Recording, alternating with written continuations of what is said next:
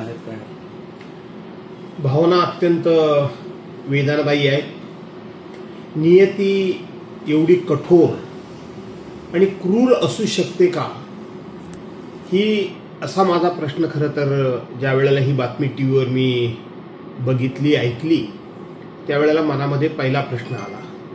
एक अत्यंत कर्तव्य कठोर, शब्दाचा पक्का, दिवस रात्र या महाराष्ट्राच्या विकासाकरता, भविष्याकरता, भवितव्याकरता धडपडणारा नेता आणि दिवसातले 24 तास सुद्धा कमी पडतील इतकं काम करणारा नेता हा दुर्दैवानं आपल्या सर्वांच्या मधून आज निघून गेलेला आहे, हरपलेला आहे. मी सुरुवातीलाच माननीय अजितदादा यांना भावपूर्ण श्रद्धांजली माझ्या कुटुंबियांतर्फे, शिवसेना उद्धव बाळासाहेब ठाकरे पक्ष विधिमंडळातर्फे आणि माझ्या पक्षातर्फे संपूर्ण महाराष्ट्रातर्फे मी श्रद्धांजली अर्पण करतो. अजितदादा हे अत्यंत रोखठोक व्यक्तिमत्व होतं. अजितदादा थोडे तामशी होते, पण तितकेच मनानं हळवे देखील होते आणि तितकेच शब्दाचे पक्के देखील होते. आज ते आपल्यामधून निघून गेलेले आहेत.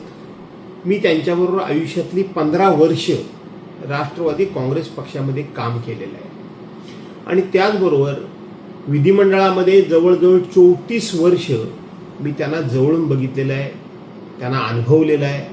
त्यांचा स्वभाव, त्यांची वागण्याची पद्धत, त्यांची काम करण्याची हातोटी ही मी जवळून अभ्यासलेली देखील आहे.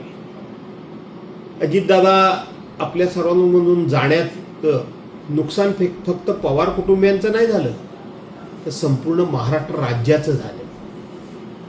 महाराष्ट्रातल्या प्रत्येक नागरिकाला, पक्ष कुठलाही असू द्या, पण त्या पक्षातल्या माणसाला कुठे ना कुठेतरी असा एक हळवा कोपरा, हळवा विचार होता की अजितदादा एक ना एक दिवस या महाराष्ट्राचे मुख्यमंत्री झाले पाहिजेत, असं प्रत्येकाला वाटत होतं.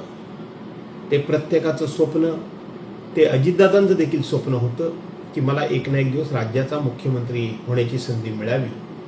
ही सगळी स्वप्न आजच्या अपघातामध्ये पूर्णपणे धुळीस मिळाली, जळून खाक झाली आणि आज अजितदादा आपल्या सर्वांना सोडून गेलेले आहेत. याचा प्रचंड असा या ठिकाणी धक्का तर आहेच, पण अतीव दुःख होते मला.